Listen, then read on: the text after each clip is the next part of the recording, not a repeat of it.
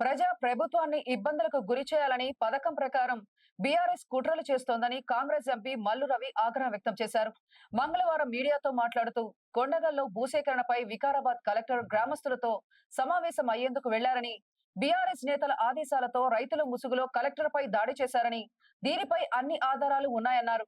ప్రభుత్వంపై ప్రజల్లో వ్యతిరేకత రాకపోవడంతో ఇలాంటి పనులు చేస్తూ ప్రజలను రెచ్చగొడుతున్నారని మండిపడ్డారు. ప్రజలు తిరుగుబాటు చేస్తున్నారని చూపించాలనే డ్రామాలో భాగంగానే కొండగల్ ఘటన చేశారని ఆరోపించారు. ఓడిపోయిన మాజీ ఎమ్మెల్యేలకు నిమిష నిమిషానికి ఫోన్లు చేసి మందు సేవించి కలెక్టర్పై దాడి చేశారన్నారు.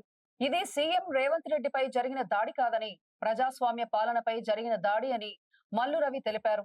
కేసీఆర్ వైఫల్యాలపై కాంగ్రెస్ ఎప్పుడూ హింస మార్గంలో పోరాటం చేయలేదని, అహింస మార్గంలోనే తాము కేసీఆర్ పై పోరాడామన్నారు.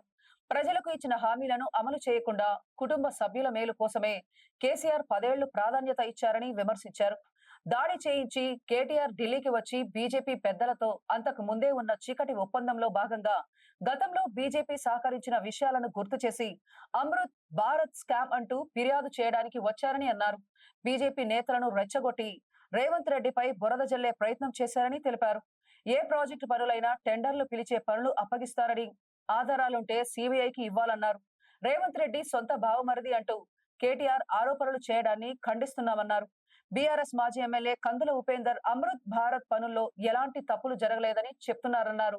బీజేపీకి వ్యతిరేకంగా పోరాడుతున్నది కాంగ్రెస్ మాత్రమే అని స్పష్టం చేశారు.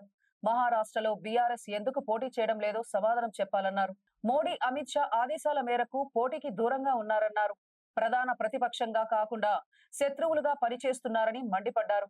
రాష్ట్రంలో జరుగుతున్న అభివృద్ధి, సంక్షేమం అడ్డుకునేలా కేసీఆర్, కేటీఆర్, హరీష్ రావులు వ్యవహరిస్తున్నారన్నారు. పార్టీ ఫిరాయింపులను ప్రోత్సహించిందే బీఆర్ఎస్ పార్టీ అని విరుచుకుపడ్డారు.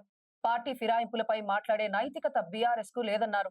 బీఆర్ఎస్ హయాంలో కలెక్టర్లను, ఎస్పీలను, ప్రభుత్వ ఉద్యోగులను కూలీవారీలా ట్రీట్ చేశారని, తాము అధికారుల్లాగా ట్రీట్ చేస్తున్నామన్నారు.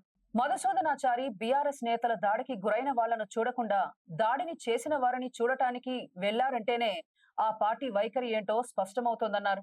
మహారాష్ట్ర ఎన్నికలకు రేవంత్ రెడ్డి డబ్బులు పంపిణీ చేస్తున్నారంటూ చేస్తున్న ఆరోపణలకు సాక్ష్యాలు బయట పెట్టాలని, అంతేకాని ఇష్టానుసారంగా ఆరోపణలు చేయడం సరికాదన్నారు. ప్రజలే బీఆర్ఎస్ నేతలకు సరైన గుణపాఠం చెప్తారన్నారు. నిర్మాణాత్మక సూచనలు చేయకుండా దాడులకు పాల్పడటం సరైంది కాదన్నారు. కొడంగల్ ఘటనలో బాధ్యులపై చర్యలు తీసుకోవాలని తానే లేఖ రాస్తానని ఎంపీ మల్లు రవి పేర్కొన్నారు.